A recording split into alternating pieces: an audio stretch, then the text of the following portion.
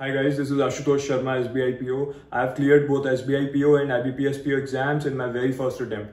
तो मैं आप लोगों के कमेंट्स पढ़ता रहता हूँ एंड आई नो कि आप में से बहुत सारे स्टूडेंट्स डेली मेरी बताई हुई स्ट्रैटेजी और बुक्स फॉलो करते हुए चल रहे हैं और आपकी स्पीड और एक्यूरेसी बढ़ रही है सारे सब्जेक्ट्स में। तो कल मैं कुछ स्टूडेंट्स के कमेंट्स रीड कर रहा था अपनी पुरानी वीडियोस पे एंड उसमें कुछ लोगों ने लिखा हुआ था कि सर जो आपने इंग्लिश में हमें बुक्स सजेस्ट करी है उनका एक रिव्यू करिए अपने चैनल पे, एक रिव्यू वीडियो बनाइए जिसमें वो सारी बुक्स जो आपने इंग्लिश में हमें सजेस्ट करी है उनके बारे में बताइए कि कैसे वो हमारी प्रिपरेशन में हेल्प करेंगी। तो इस वीडियो में मैं अपनी तीनों सजेस्ट करी हुई बुक्स का रिव्यू देने वाला हूँ। तो सबसे पहले बात करते हैं toppers E book for English की। अगर आप बिगिनर है इंग्लिश में या फिर आपकी इंग्लिश वीक है, अगर आपके एग्जाम में मार्क्स उतने नहीं आ पाते, एक्यूरेसी नहीं आती इंग्लिश सेक्शन में, तो टॉपर्स ई बुक एक बहुत ही अच्छा स्टार्टिंग पॉइंट है आपकी प्रिपरेशन के लिए। अगर आप बिगिनर एस्पिरेंट है तो भी आपके लिए बहुत हेल्पफुल है, क्योंकि जो टॉपर्स ई बुक है इसकी अगर मैं बात करूं तो इसमें आपको सारे के सारे एग्जाम लेवल क्वेश्चंस मिल जाते हैं, यानी कि उस टाइप के क्वेश्चंस जो बिल्कुल आपके एग्जाम में पूछे जाते हैं। अगर आप कोई फ्री पीडीएफ फॉलो कर रहे हैं टेलीग्राम ग्रुप से या फिर आप किसी सोर्स को फॉलो कर रहे हैं तो उसमें या तो बहुत ज्यादा डिफिकल्ट या बहुत ज्यादा इजी क्वेश्चंस होते हैं, बट ज्यादातर उन सोर्सेज में उस टाइप के क्वेश्चंस नहीं मिल पाते जो एग्जाम में पूछे जाते हैं। तो टॉपर्स ई बुक एक बहुत ही अच्छा सोर्स है प्रिपरेशन के लिए। उसमें आपको ऐसे क्वेश्चंस मिल जाते हैं जो एग्जाम में आपके पूछे जाएंगे, बिल्कुल उसी टाइप के क्वेश्चंस आपके एक्चुअल प्रीलिम्स और मेंस में पूछे जाने वाले हैं इंग्लिश में। तो टॉपर्स ई बुक में आपको ये सारे टाइप के क्वेश्चंस मिल जाते हैं, ताकि जब आप एक्चुअली में एग्जाम देने जाएंगे तो आपको ऐसा बिल्कुल भी ना लगे किसी क्वेश्चन को अटेम्प्ट करते टाइम कि this type of question I am seeing for the very first time. उसमें हर टाइप के क्वेश्चंस को आपको आइडिया लग जाएगा और आप डेली उससे 5 to 10 क्वेश्चंस प्रैक्टिस करते हुए चलेंगे टॉपर्स ई बुक से, तो आपकी अच्छी प्रिपरेशन हो जाएगी।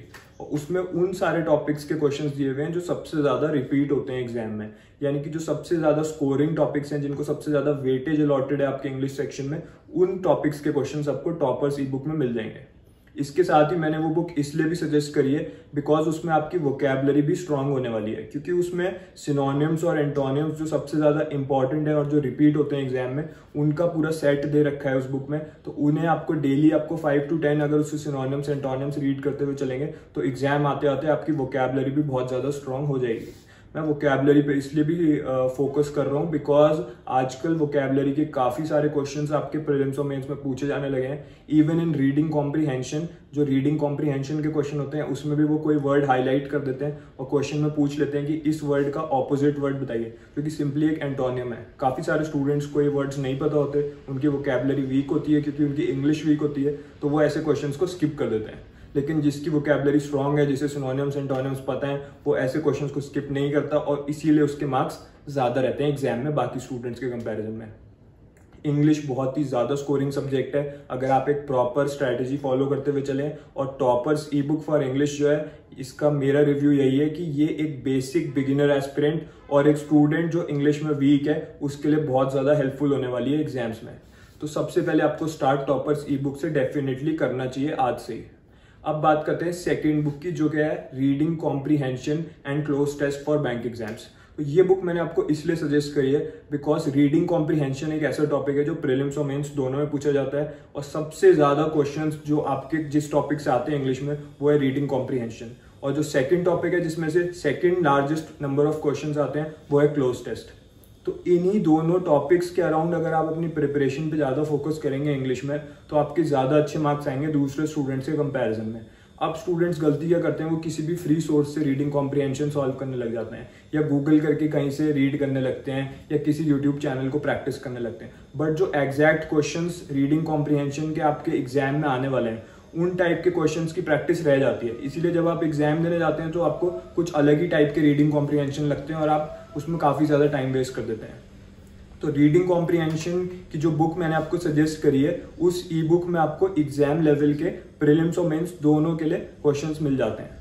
तो अगर आप उससे डेली प्रैक्टिस करते हुए चलेंगे, डेली आपको 2 सेट, मैंने पहले भी बता रखा है, काफी सारे बच्चे इसको फॉलो भी करते हुए चल रहे हैं डेली बेसिस पे, 2 सेट आपको डेली उस बुक से रीडिंग कॉम्प्रीहेंशन के प्रैक्टिस करने हैं और 2 सेट कोई भी क्लोज टेस्ट के प्रैक्टिस करने हैं। उसमें बहुत सारे क्वेश्चंस दे रखे हैं बिल्कुल एग्जाम लेवल के। उसके साथ ही बहुत सारी टिप्स भी मैंने देखा बुक में दे रखी है उन्होंने, कि टिप्स, ऐसी टिप्स जिससे आप रीडिंग कॉम्प्रीहेंशन को इजीली और फास्टर वे में सॉल्व कर सकते हैं, ऐसी टिप्स और गाइडलाइंस उसमें दे रखी हैं। एग्जाम्पल्स के थ्रू एक्सप्लेन कर रखा है कि कैसे रीडिंग कॉम्प्रीहेंशन या क्लोज टेस्ट को अप्रोच करना है एग्जाम में।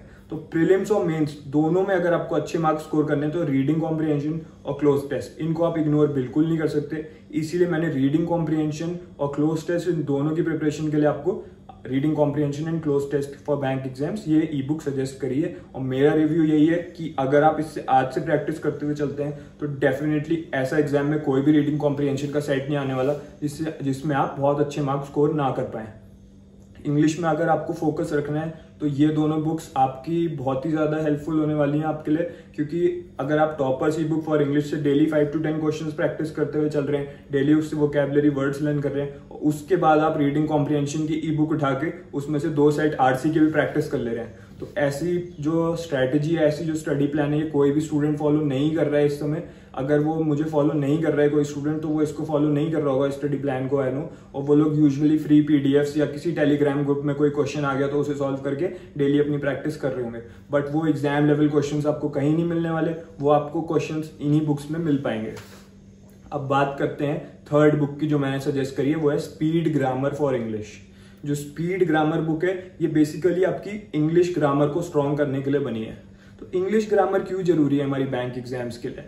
ऐसा क्यों है? क्योंकि अगर आप देखें बैंक एग्जाम्स के फॉर्मेट को, तो इसमें इन लोगों ने जो फोकस दे रखा है वो रीडिंग कॉम्प्रिहेंशन, क्लोज टेस्ट, इसके अलावा एक थर्ड टॉपिक है जो है एरर डिटेक्शन और एरर स्पॉटिंग।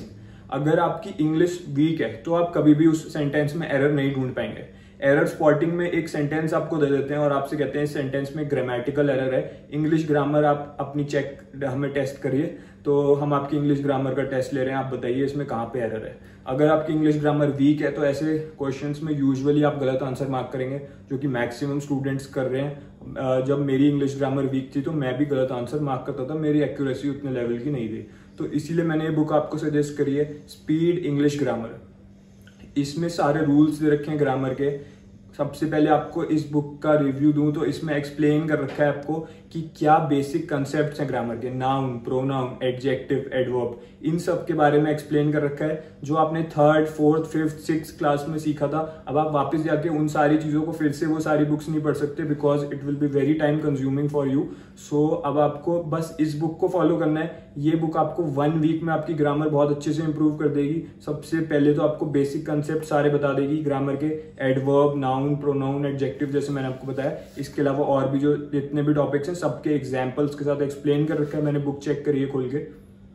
उसके बाद आपको हर एक टाइप का क्वेश्चन, जैसे प्रोनाउन से रिलेटेड या फिर एरर डिटेक्शन से रिलेटेड, इससे रिलेटेड जो भी यूजुअली टाइप के एरर्स होते हैं एग्जाम में, उनसे रिलेटेड कॉन्सेप्ट्स इसमें बता रखे हैं। तो इसमें आपको हर टाइप का इंग्लिश ग्रामर का रूल मिल जाएगा जो आपके बैंक एग्जाम से रिलेटेड है। इसी टाइप के मतलब रूल्स आपसे पूछे जाते हैं एग्जाम में, तो वो सारे रूल्स आपको इसमें बता दिए हैं। उसके साथ में एग्जाम्पल्स के थ्रू एक्सप्लेन भी करा है कि कैसे आपको कौन सा वर्ड कहाँ पे यूज करना है, कहाँ पे कौन सा वर्ड नहीं आना चाहिए, कहाँ पे कौन सा वर्ड यूजुअली लोग गलत यूज कर लेते हैं।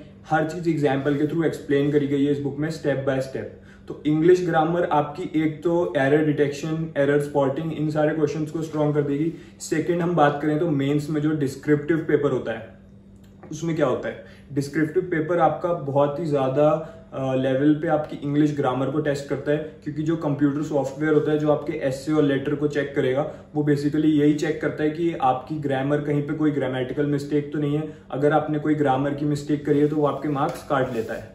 तो इंग्लिश ग्रामर आपकी स्ट्रांग होनी चाहिए। अगर आपकी ग्रामर स्ट्रांग है तो आप प्रॉपर सेंटेंसेस फ्रेम कर पाएंगे। जब आप टाइप करेंगे अपना एसे, जब आप अपना लेटर टाइप करेंगे, तो तभी आपकी ग्रामर अगर स्ट्रांग होगी तो ही आपके सेंटेंस करेक्ट और मीनिंगफुल होंगे। तभी आप डिस्क्रिप्टिव सेक्शन में अच्छे मार्क्स स्कोर कर पाएंगे और कट ऑफ को क्लियर कर पाएंगे, क्योंकि लेटर और एसे दोनों की इंडिविजुअल अलग अलग कट ऑफ होती है। तो इंग्लिश ग्रामर की बुक से अगर आप 1 वीक डेली आप सारे रूल्स पढ़ते हुए चलते हैं, और ये मैं उन्हीं 2 आवर्स की बात कर रहा हूँ, डेली आपको 2 आवर्स में तीनों बुक्स पे फोकस रखना है। सिर्फ 2 घंटे आपको डेली देने हैं इंग्लिश को इन 3 बुक्स से, तो फिर आपकी प्रॉपर इंग्लिश की प्रिपरेशन हो पाएगी। इंग्लिश ग्रामर की बुक का मेरा यही रिव्यू है कि डेली आपको इससे एटलीस्ट 30 मिनट्स आपको पढ़ना है। कोई भी 10 रूल पढ़ लीजिए या कोई भी बेसिक कंसेप्ट्स पढ़िए और एग्जाम्पल्स को पढ़िए जो इस बुक में दे रखे हैं। एग्जाम्पल्स को पढ़ के आपको आइडिया एग्जैक्ट लगेगा कि क्या वर्ड्स यूज करने हैं, क्या वर्ड नहीं यूज करने हैं।